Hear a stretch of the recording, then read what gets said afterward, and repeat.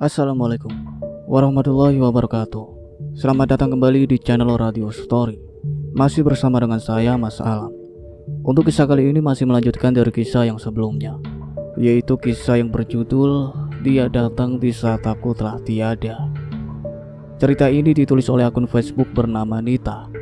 Bagi teman-teman yang ingin membaca langsung ceritanya, nanti silakan saja kunjungi linknya yang akan saya sertakan di kolom deskripsi. Sebelum kita masuk ke ceritanya, jangan lupa untuk like, comment, subscribe channel ini dan nyalakan juga lonceng notifikasinya agar tidak ketinggalan cerita-cerita dari channel ini. Dan seperti apa ceritanya? Mari kita dengarkan.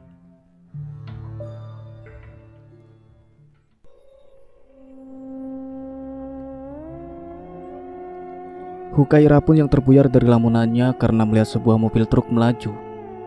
Ia pun kemudian berjalan menepi di rerumputan itu. Namun truk itu seperti sengaja mengikuti Hukaira yang berjalan di rerumputan itu. Mobil truk pun semakin mendekat dengan kecepatan penuh ke arah Hukaira. Astagfirullah, kenapa sih itu orang? Mabuk kali ya? Kok seperti sengaja ngincar aku? Gumam Hukaira terus menepi, kemudian mobil semakin mendekat. Dan tidak! Teriak Hukaira di jalanan sepi itu yang dipenuhi dengan hutan jati. Kemudian tubuh Hukaira terlindas ban mobil itu, sehingga membuat isi perut Hukaira dan juga otaknya keluar. Hukaira terlempar jauh kemudian terseret di jalanan aspal itu. Koper yang ia bawa pun terlempar ke sembarang arah. Hukaira bersimpuh darah tergelinding di jalanan itu, dengan perut yang sobek dan kepala yang hancur hingga otaknya keluar. Setelah melihat Hukaira tergeletak di jalanan dengan kondisi yang memprihatinkan, sopir truk itu pun berhenti kemudian tertawa terbahak-bahak. Mampus kamu Kaira, rasakan itu, ucap sopir truk yang memakai baju serba hitam itu dan masker hitam sehingga membuat wajahnya tak terlihat jelas. Dia pun turun dari truk melihat di sekelilingnya. Tak ada siapapun. Ia gegas turun, kemudian ia pun melihat Hukaira yang masih bernafas lemah dengan rintihan yang tak terdengarkan lagi, mirip seperti suara desisan ular. Sopir truk misterius itu pun turun dan berjalan ke arah Hukaira. Kemudian ia membuka maskernya sebelum Hukaira mengembuskan nafas terakhirnya. Ia sempat melihat pria misterius yang menabraknya, orang yang sangat dikenalnya. Ternyata kau, ucap Hukaira dengan pelan. Kemudian ia masih sempat bersahadat. Setelah bersahadat, tubuh Hukaira pun berhenti mengejang dan mengembuskan nafas terakhirnya. Kemudian supir truk misterius itu pun mengangkat tubuh Hukaira dan kopernya. Ia lemparkan ke dalam truk itu. Tubuh kaku Hukaira yang bersimbah darah pun dibuang ke dalam truk itu. Setelah itu sopir truk pun membersihkan darah Hukaira yang bercacaran di jalanan itu. Sopir truk misterius itu pun kemudian pergi membawa jasad Hukaira yang hancur itu. Waktu telah menunjukkan pukul 1 dini hari. Supir truk pun terus melaju membawa jasad Hukaira, sehingga truk pun menuju ke hutan di jalanan kerikil yang tidak teraspal itu. Setelah sampai di aliran sungai, truk berhenti, kemudian ia membawa jasad Hukaira masuk ke dalam sebuah gubuk yang ada di hutan itu. Jasad yang bersimbah darah itu pun ia bersihkan hingga darahnya bersih. Kemudian ia mulai melucuti pakaian jasad Hukaira itu, hingga jasad yang terbujur kaku itu pun sepenuhnya telanjang. Kemudian pria misterius itu pun menyetubuhi jasad Hukaira itu. Setelah 1 jam lamanya, ia puas menuntaskan hasratnya pada wanita malang itu. Ia pun mulai mengambil golok, kemudian mulai memotong tubuh Hukaira hingga menjadi 3 bagian tanpa rasa takut dan tanpa rasa berdosa. Ia pun langsung memasukkan potongan tubuh itu ke dalam karung, kemudian membuangnya di aliran sungai yang deras itu. Sungai yang langsung menuju ke tengah kota itu. Kemudian ia pun pergi dari situ dengan tersenyum puas setelah menuntaskan hasratnya dan memutilasi tubuh Hukaira. Sementara itu di kediaman Fahri, ia tiba-tiba terbangun dan gelisah. Ia melirik jarum jam terpapang di dinding rumah mewahnya itu. Ternyata waktu sudah menunjukkan pukul 1 dini hari. Ia gelisah dan berkeringat dingin. Kemudian ia melirik Devi, istri keduanya itu. Lalu ia menuju ke dapur untuk mengambil air. Saat melewati ruang tengah, tiba-tiba saja suara benda terjatuh dari kamarnya Hukaira. Fahri yang mendengarkan sebuah benda jatuh dari kamar Hukaira pun menghentikan langkahnya ke dapur. Kemudian ia pun berjalan menuju kamar Hukaira, kamar yang selama ini tempat mereka berdua memadu kasih. Setelah sampai di depan pintu kamarnya dan Hukaira, ia pun membuka pintu kamar itu. Kemudian ia melihat di dalam kamar itu gelap gulita. Saat Fahri terdiam, kemudian ia pun melangkah masuk dan mendekati saklar lampu. Kemudian menghidupkan lampu kamar itu. Seketika lampu kamar itu hidup. Di dalamnya terang benderang, matanya tertuju pada sebuah bingkai foto yang jatuh kemudian pecah itu. Kok bisa jatuh? Di sini kan gak ada angin. Jendelanya kan tertutup semua. Mustahil jika jatuh terkena angin, ucap Fahri sambil memandang foto dirinya bersama Hukaira saat bersanding di pelaminan. Ia menatap foto itu lama-lama. Fahri kembali teringat saat ia dan Hukaira bersanding di pelaminan 1 tahun yang lalu. Saat ia terbengong memandang foto pernikahannya dan Hukaira itu, tiba-tiba di foto pengantin Hukaira, ia melihat foto itu berkedip, kemudian perlahan tersenyum deringai. Kemudian foto itu seperti bersedih dan foto itu menangis. Air mata darah keluar dari foto itu. Spontan Fahri langsung berteriak histeris dan melempar foto itu ke lantai hingga bingkainya pecah. "Ah!" teriak Fahri sambil membanting foto itu ke lantai. Namun tiba-tiba pundaknya ditepuk dari belakang hingga membuat ia semakin berteriak kencang. "Ah, tolong!" teriak Fahri dengan kencang. "Hei mas, ada apa sih teriak-teriak di tengah malam begini? Berisik tahu." Saat Fahri menoleh ke arahnya, ternyata itu adalah Devi, istri kedua Fahri. Itu tadi, di foto itu keluar darah," ucap Fahri sambil menunjuk foto Hukaira yang bersanding dengannya itu. "Mas, foto itu gak ada darahnya. Kamu ada-ada aja deh. Mas, bilang aja kamu kangen sama Mbak Hukaira," ucap Devi dengan wajah kusut. Ia cemburu melihat foto Fahri bersama Hukaira yang bersanding itu. Fahri pun masih terdiam mematung sambil memandang fotonya bersama mantan istrinya itu, yaitu fotonya bersama Hukaira. "Mas, kok bengong? Mas masih cinta sama Mbak Hukaira?" ucap Devi membuyarkan lamunan Fahri. Kemudian Fahri pun tersentak. Enggak kok, mungkin mas hanya berhalusinasi saja tadi. Kamu tidur lagi aja ya, mas membereskan foto ini dulu," ucap Fahri dengan sedikit gugup. "Ya udah mas, aku duluan ya," ucap Devi sambil menguap. Kemudian ia kembali ke kamarnya dan tidur lagi. "Hukaira, ada apa denganmu? Kenapa tiba-tiba foto pernikahan kita jatuh? Apakah kamu baik-baik saja, Kaira?" gumam Fahri lirih. Suaranya hampir tak terdengar ia sambil membersihkan pecahan bingkai foto itu. Entah kenapa, Fahri tiba-tiba mengingat kenangannya bersama Hukaira saat mereka masih bersama. Namun Fahri merasa ada hal yang mengganjal saat ia menatap foto Kaira. Entah mengapa hatinya sangat sakit menatap wajah Kaira di foto itu. Kemudian Fahri menghela nafas berat. Ngapain juga sih aku jadi kepikiran sama Kaira? Palingan juga dia sudah bahagia. Paling juga udah sampai di kota sama budenya. Lagian aku juga sudah menceraikannya. Ngapain dipikirin sih? Goblok banget, gerutu Fahri yang kesal pada dirinya sendiri. Pagi pun telah tiba. Sementara itu di tempat kejadian Hukaira yang ditabrak semalam, tambah sesosok wanita yang tak lain dan tidak bukan adalah Hukaira. Wanita bergamis warna senada itu pun terbangun dari rerumputan.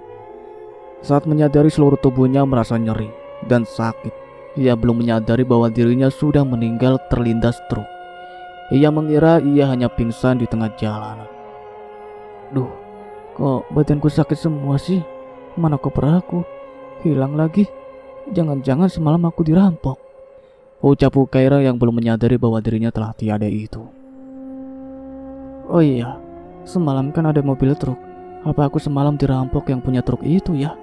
Kok aku gak tahu apa-apa sih?" ucap Qorin Hukaira. Qorin Hukaira pun bangkit dari rerumputan itu. Ia menuju ke terminal bus. Ia masih memiliki sisa uang yang ada di saku gamisnya itu. Saat ia berjalan kemudian ia merasakan sakit dan panas di kepalanya itu. "Kok sakit ya kepalaku? Apa aku buka hijab aja ya?" ucapnya. Kemudian ia membuka hijabnya yang berwarna senada itu. Setelah sampai di terminal bus, ia pun naik ke dalam bus yang menuju ke kota Jakarta itu. Ia pun masuk dalam bus. "Permisi bu," ucap Hukaira pada salah satu penumpang itu. Namun penumpang itu tak merespon sedikit pun. Ia masih saja fokus duduk. "Aneh, mungkin dia gak dengar kali," ucap Hukaira heran. melihat orang-orang yang ada di dalam bus itu. Kemudian ia pun duduk dan bus itu pun melaju berjalan. Setelah bus sampai ke kota Jakarta, Hukaira pun turun dan memberikan 5 lembar uang kepada sopir bus itu. Namun supir bus itu tak merespon. Ia tampak cuek dan seakan-akan tak melihat siapapun. Lah, dikasih duit kok nggak mau, malah cuek aja. Ya udah, terima kasih Pak kalau nggak mau ngambil duit saya, ucap Hukaira heran. Lalu ia pun pergi berjalan. Saat ia hendak menahan taksi untuk pergi ke rumah budenya, taksi pun tak ada yang berhenti. Taksi berhenti Pak, saya mau ke Jalan Mawar nomor 13 Pak, berhenti. Namun taksi itu tak ada yang berhenti. Kemudian Hukaira pun kesal. Gusti Allah, kenapa mereka gak berhenti sih? Gak mungkin aku berjalan sampai ke rumah bude, ucap Hukaira yang tidak menyadari bahwa dirinya telah meninggal dan dimutilasi. Hukaira pun berjalan menuju tempat penjual es buah meskipun ia tak merasakan haus. Ia tetap membeli es buah itu untuk diberikan pada budenya nanti. Bu, es buahnya 1 ya, ucap Hukaira dengan tersenyum manis. Namun penjual itu tak merespon. Hukaira pun heran dengan orang-orang yang ada di sekitarnya itu. Kemudian ia pun pergi dari situ. Ia berniat berjalan sampai ke rumah budenya itu. Setelah sampai ke rumah budenya, ia bernafas lega. Dak dak dak dak. Bude, selamat siang Bude, teriak Hukaira dari luar. Bude Saida yang mendengar teriakan dari luar pun bergegas pergi ke depan, membukakan pintu. Bude Saida adalah kakak kandung almarhum ibunya Hukaira. Kemudian wanita berusia 53 tahun itu berlari membukakan pintu saat pintu terbuka. Ia melihat Hukaira berdiri dengan wajah pucat, memakai gamis berwarna senada tanpa hijab. Ya Allah, Kaira, ini keponakan Bude kan? Ucap Bude Saida. Iya Bude, lantas siapa lagi? Ucap Hukaira dengan senyum dingin, membuat Bude Saida merasa heran dan bertanya-tanya, ada apa dengan keponakannya, mengapa keponakannya membuka hijab? Kamu sakit Dok? Kok mukamu pucat banget dan seperti ada bekas luka sayatan di wajahmu? Tanya Bude Saida. Iyakah Bude? Aku gak sakit Bude, hanya hati aku aja yang sakit, ucap Hukaira dengan tatapan menunduk. Ia kembali mengingat pengkhianatan Fahri suaminya itu. Kemudian ia menitikkan air matanya. Bude Saida pun memeluk keponakannya itu.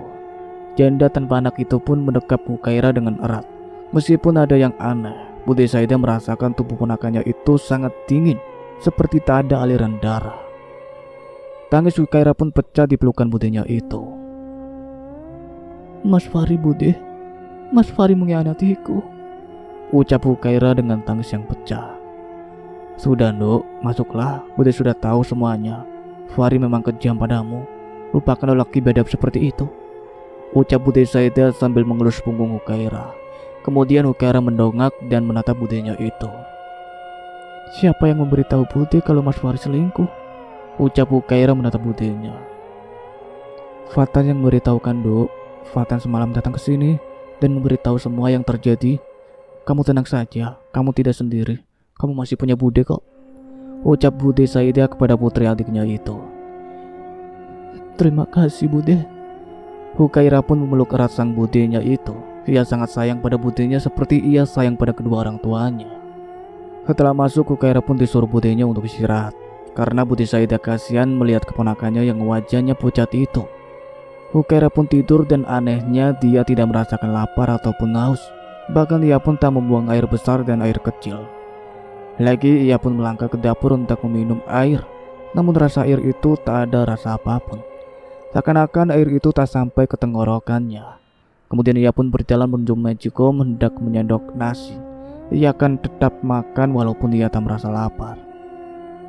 Kok nasi kayak gak ada rasanya?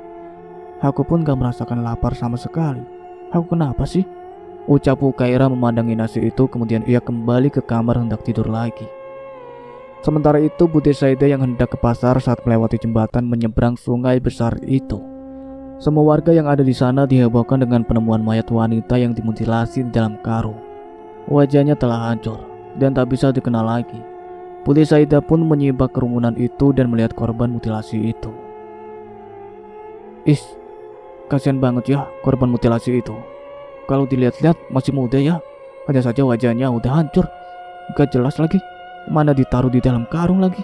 Ih, takut banget gua, ucap salah satu remaja yang di kerumunan itu. Kemudian Bude Saida pun penasaran. Ia terus masuk ke kerumunan itu. Bude Saida pun melihat korban mutilasi itu yang tak lain dan tidak bukan adalah mayat Hukaira, keponakannya. Namun karena kondisi wajah hancur, ia tak dapat mengenal. Kemudian ia pergi ke rumahnya. Ada apa Bude? Kok tergesa-gesa gitu? Ucap Hukaira yang belum juga menyadari bahwa ia telah tiada. Dok, itu di sana di jembatan menuju ke sungai besar itu ada korban mutilasi. Kasian banget, Dok. Serem banget, ucap Bude Saida. Kemudian Hukaira pun berjalan mendekati budenya itu. Masa sih Bu, kejam banget ya orang itu yang memutilasi, ucap Hukaira dengan raut penasaran. Makanya ayo Dok, kita lihat korban mutilasi itu. Kasian tahu, entah itu siapa yang memutilasi. Daripada kamu memikirkan si Fahri yang selingkuh itu, mending kita ikut lihat siapa korban itu, ucap Bude Saida sambil menarik tangan keponakannya itu. Iya Bude, tunggu sebentar, aku ambil kerudung dulu, ucap Hukaira. Kemudian dia mengambil kerudung yang ada di kamarnya, lalu berjalan mengikuti budenya itu menuju ke tempat penemuan mayat itu. Sesampainya di sana, Hukaira pun masuk ke dalam kerumunan itu. Namun anehnya, orang-orang seakan tak melihatnya, hanya Bude Saida saja yang melihatnya. Hukaira pun sampai ke korban mutilasi itu. Ia melihat sendiri wajah hancur itu dan kepala yang terkeluar otak itu. Ya Tuhan, malang sekali nasibnya, ngeri sekali, gumam Hukaira lirih. Tanpa ia sadari bahwa korban mutilasi yang ada di hadapannya itu adalah dirinya sendiri. Namun ia tak dapat mengenal tubuhnya itu lagi sebab kondisinya sangat hancur. Hukaira pun keluar dari kerumunan itu. Ia pun berjalan dengan budenya menuju pulang ke rumah. Kira-kira itu mayat siapa ya Bude? Kok aku jadi ngeri melihatnya tadi? Ucap Hukaira kepada budenya itu saat di perjalanan. Iya Dok, tahu toh Dok. Tapi kata polisi tadi yang memeriksa korban mutilasi itu, katanya ada KTP-nya di dalam saku bajunya itu. Tapi gak jelas karena foto di dalam KTP-nya itu sudah usang sebab terkena air, ucap budenya Hukaira itu. Mereka pun berjalan hingga sampai di rumah. Kemudian Hukaira pun membantu budenya memasak saat siang itu. Di kediaman, Devi dan Fatan telah tertawa terbahak-bahak. Gimana semalam Mas? Ucap Devi pada Fatan, adiknya Fahri. Udah gue beresin Vi, kamu tenang aja, gak ada lagi yang mengganggu kita setelah itu. Rumah ini kamu minta sama Fahri buat mengubah sertifikat rumah ini menjadi namamu. Kemudian kamu usir si Fahri dari sini. Lalu kita nikah karena anak di dalam kandunganmu itu adalah anakku, ucap Fatan, adiknya Fahri. Iya dong Mas, aku akan menyuruh Fahri mengubah sertifikat rumah ini menjadi namaku. Kemudian aku akan mengusirnya dari sini terus kita nikah, ucap Devi sambil tersenyum ke arah Fatan, adiknya Fahri. Siap sayang, kamu bujuk si Fahri itu ya, ucap Fatan memeluk Devi dari belakang. Siap Mas, tapi Hukaira yang telah kamu tabrak itu gak ada kan yang tahu? Tanya Devi dengan raut serius. Tenang aja sayang, gak ada kok yang tahu si Hukaira wanita soalim itu. Udah gue tabrak terus tambah aku potong dan gue karungin terus gue buang. Tapi sebelum gue mutilasi, gue nikmatin dulu, setelah itu gue buang ke aliran sungai. Ucap Fatan sengengesan. Is, Mas Fatan gitu amat, orang udah mati juga masih aja disetubuhi, ucap Devi sambil menyekut Fatan pelan. Ya habisnya gimana lagi sih, kan rezeki. Ucap Fatan, kemudian mereka berpelukan. Udah dulu ya Mas, sekarang Mas pulang dulu, karena sebentar lagi Mas Fahri akan datang. Mas tenang aja, nanti aku bujuk dia buat mengubah sertifikat rumah itu menjadi namaku, ucap Devi pada Fatan. Siap sayang, aku pulang dulu ya. Wah, ucap Fatan sambil mencium bibir Devi hingga membuatnya kegelian. Fatan pun pergi dari sana. Ia pun dengan cepat menuju ke rumahnya, takut adiknya melihatnya. Setelah sampai di rumah Fatan, ia pun merebahkan dirinya. Sementara Fahri termenung di taman bunga tempatnya saat itu kedapatan berduaan dengan istri simpanannya. Hukaira, di mana kamu? Apakah kamu benar-benar pergi dari rumahku itu? Ucap Fahri. Sambil memandang pohon randu, ia teringat kembali saat dirinya membenturkan Hukaira di pohon randu itu. Tak terasa air mata Fahri pun menetes dengan cepat. Ia mengusap air matanya kasar, entah kenapa di dalam hatinya ingin bertemu Hukaira dan menyusul Hukaira ke kota. Di dalam hatinya seperti ada rasa rindu yang mendalam kepada Hukaira. Maafkan aku, Kaira. Aku janji akan mencarimu ke kota dan membawamu kembali ke rumah kita, ucap Fahri dengan lirih. Fahri pun pergi dari taman itu, ia pun pergi pulang ke rumah. Sesampainya di rumah, ia melihat Devi istrinya itu juga tengah duduk di ruang tamu dengan menggunakan piyama berwarna merah muda itu. Mas Fahri, dari mana aja? Tanya Devi sambil berkelayut manja di lengan suaminya itu. Jalan-jalan aja, Dev, nyari angin, ucap Fahri memeluk Devi. Oh iya mas, sertifikat rumah ini jadikan diganti atas nama aku, ucap Devi sambil membelai wajah Fahri dengan jari lentiknya itu. Jadi sayang, tapi nanti besok ya, sekarang kan udah malam, ucap Fahri, yang kemudian diangguki oleh Devi. Setelah itu mereka pun masuk ke kamar kemudian tidur. Sebentar lagi rumah ini akan menjadi milikku mas, dan kamu selamat tinggal bersamalah untuk jadi gelandangan. Dasar lelaki mata keranjang, mau aja percaya dan dibodohi. Batin Devi sambil tersenyum menatap wajah Fahri itu. Di tempat lain, Bude Saidah dan Hukaira pun makan malam. Namun Saidah melihat wajah ponakannya masih sama seperti pertama kali ia datang siang tadi. Namun Bude Saidah hanya mengira jika Hukaira terlalu capek dan banyak pikiran karena baru saja ia diceraikan suaminya. Sementara di kantor polisi di seberang jalan sana, polisi masih terus memeriksa korban mutilasi itu dan akan melakukan tes DNA. Untuk mengetahui siapa pemilik tubuh itu, polisi pun berusaha memperhatikan foto KTP itu. Namun fotonya sangat tidak jelas. Bude, apakah mayat mutilasi itu udah tahu mayat siapa? Tanya Hukaira yang memaksa makanan itu walaupun ia tak merasakan lapar. Belum tahu, Nduk, tapi itu masih sementara dicari tahu. Kasihan banget ya, ucap Bude Saidah. Selesai makan, mereka pun duduk di teras depan. Dan kemudian Bude Saidah dan Hukaira pun mendengar percakapan warga yang ada di gang itu lewat di depan rumah Bude Saidah itu. Wis, korban mutilasi itu diketahui loh. Katanya sih masih orang sini juga, cuman dia menikah dengan orang desa, ucap salah satu warga. Bude Saidah dan Hukaira pun penasaran dengan ucapan warga yang lewat di depan rumahnya. Kemudian Bude Saidah pun mereka tanpa disadari dua warga itu. Emang siapa namanya? Ucap salah satu warga. Gak tahu juga, soalnya aku gak dengar jelas. Tapi kata polisi tadi budenya masih tinggal di gang sekitaran sini, ucap wanita berambut gelombang itu menimpali temannya. Kemudian mereka pun pergi. Bude Saidah pun kesal karena mereka tak melanjutkan ucapan mereka. Apa yang mereka katakan, Bude? Tanya Hukaira pada budenya.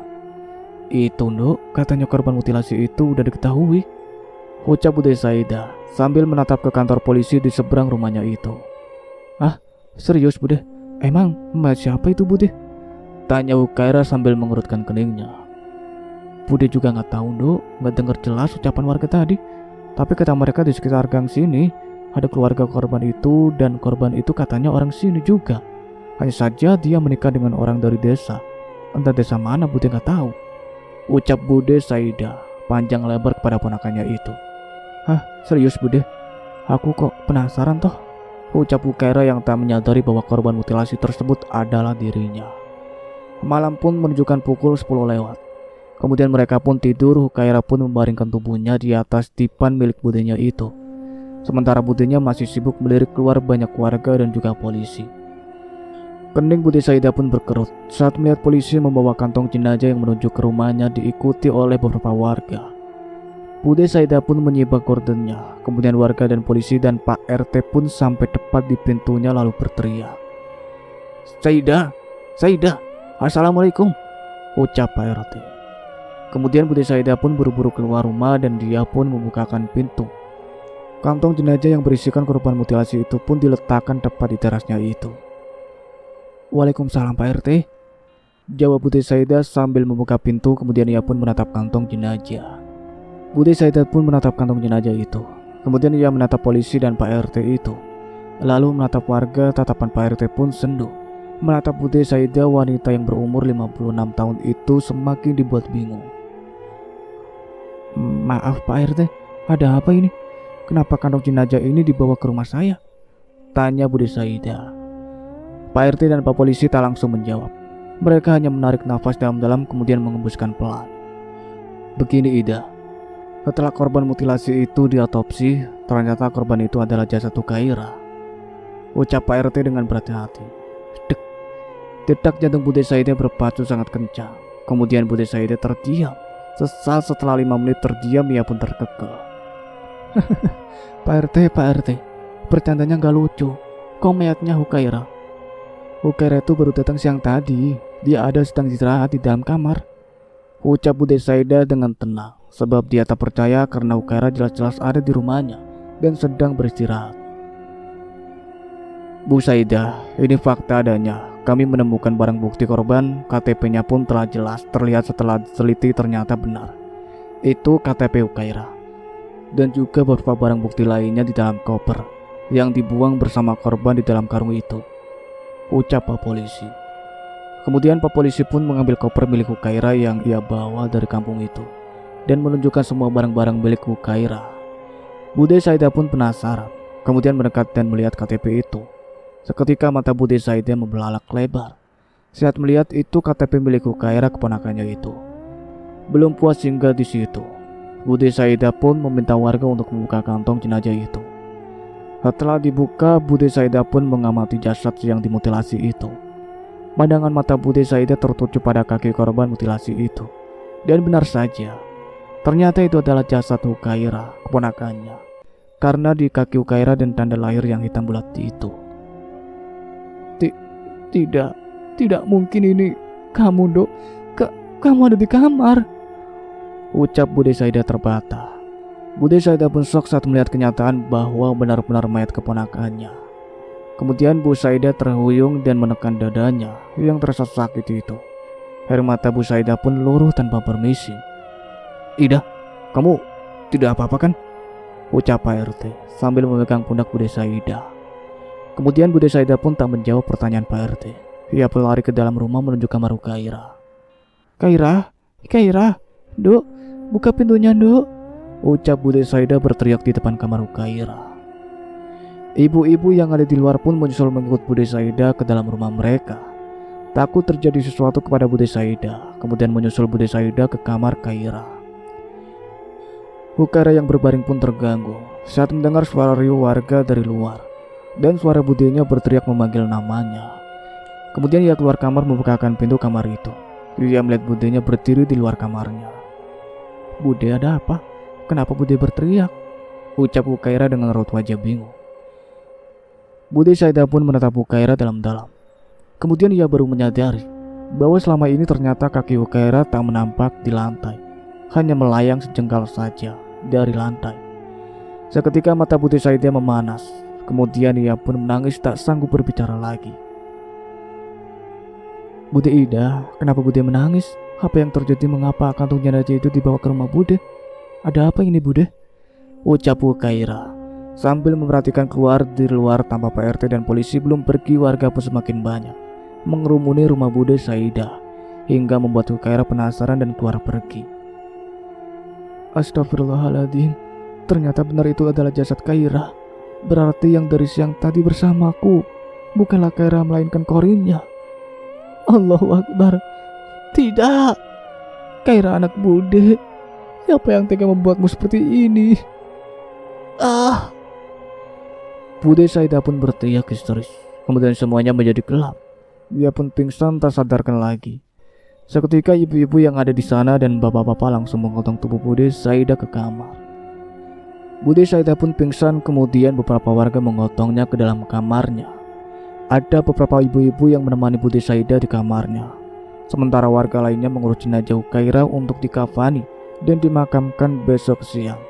Sebab malam itu langit tampak mendung walaupun jasad Hukaira telah setengah hancur. Mereka menunda pemakaman akan dimakamkan besok pagi saja.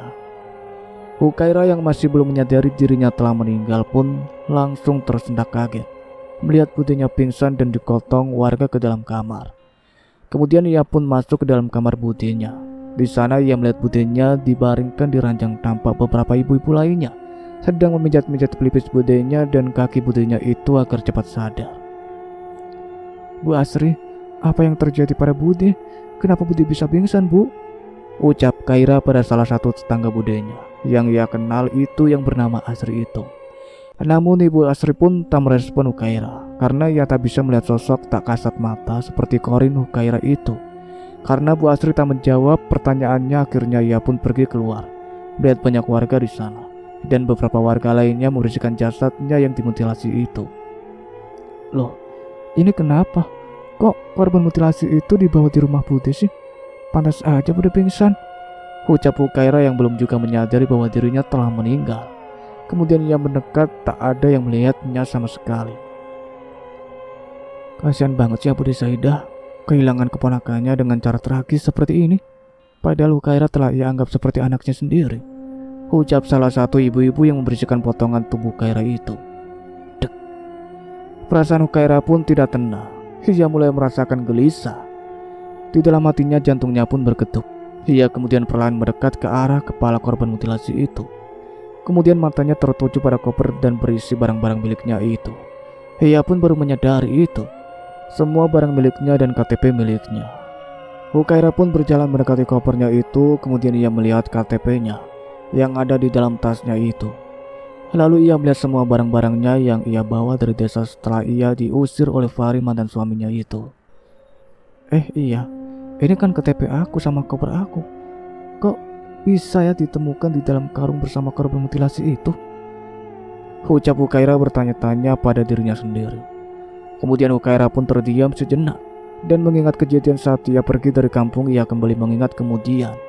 Ingatannya kembali tertuju kepada mobil truk yang melaju dan melindasnya hingga terseret itu saat ingatannya kembali ke sana. Kemudian tubuhnya mulai bergetar dan dia pun melangkah ke arah potongan tubuhnya yang dimutilasi itu. Ia berjalan dengan pelan. Ia melihat beberapa ibu-ibu masih membersihkan tubuhnya itu. Permisi Bu, boleh aku lihat sebentar? Tanya Hukaira. Namun ibu-ibu itu tak merespon sama sekali, karena mereka memang tak mendengar Hukaira dan melihat Hukaira. Hukaira pun melangkah ke arah jasad yang terpotong menjadi 3 bagian itu. Dengan langkah yang pelan, perasaannya mulai tak enak. Kemudian ia melihat kepala itu saat ia hendak membalikkan potongan kepala itu. Ternyata kepala itu masih utuh, sehingga masih bisa terlihat jelas siapa pemilik kepala itu. Kenapa perasaan aku gak enak begini? Aku pun baru ingat sekarang. Semalam aku seperti tertabrak truk. Namun saat itu aku gak ingat apa-apa lagi. Apa jangan-jangan aku... Hukaira menjadi ucapannya. Enggak, ini gak mungkin. Ini gak mungkin, ucap Hukaira dengan sambil menggelengkan kepalanya. Kemudian tiba-tiba hawa yang ia rasakan terasa dingin, sehingga membuatnya menggigil. Perasaannya mulai tak enak. Kemudian ia kembali melanjutkan langkahnya ke kepalanya yang dimutilasi. Kemudian ia membalikkan kepala itu. Dan dek, betapa shocknya Hukaira saat melihat kepala itu. Kemudian ia mundur beberapa langkah ke belakang. Ia menggeleng dan menitikkan air matanya. Ia juga baru menyadari kakinya yang hanya melayang dan tak menampak di lantai itu. Ia tambah shock saat melihat kakinya yang tak tampak di lantai itu. Ia kembali melihat potongan kepalanya itu. Air matanya pun semakin deras. Ia benar-benar baru menyadari jika korban mutilasi itu benar-benar dirinya. Tunggu, aku baru ingat. Ternyata yang semalam menabrakku adalah Bang Fatan. Iya, Bang Fatan. Berarti itu artinya dia juga yang telah memutilasiku. Pantas saja orang-orang tak bisa melihatku lagi. Enggak, ini pasti cuma mimpi, ucap Hukaira sambil menggeleng dengan derayan air mata. Kasihan ya Hukaira, jadi korban mutilasi begini. Semoga dia tenang di alam sana, ucap salah satu ibu-ibu yang ikut membersihkan jasad Hukaira itu. Tapi dengar-dengar kalau korban mutilasi itu dia gak bakal tenang, akan menuntut balas siapa orang yang telah memutilasinya. Timpal ibu-ibu berkerudung hitam itu. Hukaira yang mendengar percakapan mereka pun semakin shock dengan kenyataan kemudian. Tidak, ini tidak mungkin, teriak Corin Hukaira sambil menggeleng. Kemudian ia melayang, menembus tembok dan melayang menghilang di balik kegelapan malam yang gelap dan gerimis itu. Corin Hukaira pun menghilang. 2 jam berlalu, Bude Saidah telah sadar dari pingsannya. Kemudian ia pun bangun saat mendengar suara Yasin dari ruangan tamunya itu. Ia pun keluar dan melihat di ruangan sana sudah banyak bapak-bapak dan ibu-ibu yang membaca Yasin untuk keponakannya. Sementara jasad yang dikafani itu ada di hadapan mereka. Kemudian Budi Saida pun berjalan semboyongan menuju ke jasad Hukairah.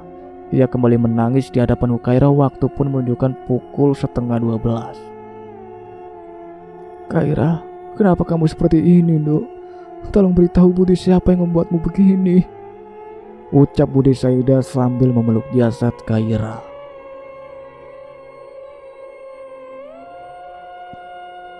Cukup sekian ceritanya sampai di sini. Nantikan kelanjutan ceritanya saya akhiri. Wassalamualaikum warahmatullahi wabarakatuh.